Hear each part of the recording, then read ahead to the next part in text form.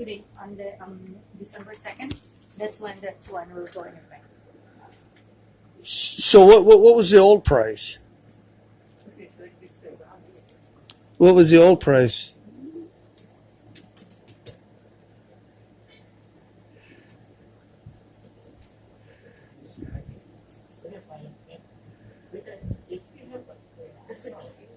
It's gonna be the same money. Because they do it. That which is the biggest unit that if you have something, and if you want to throw away something, It was $31, the unit price.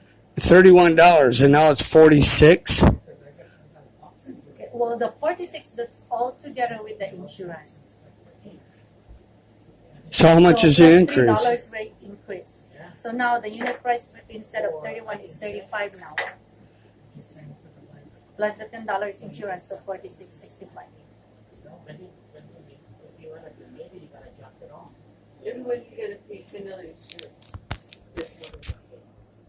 Everything.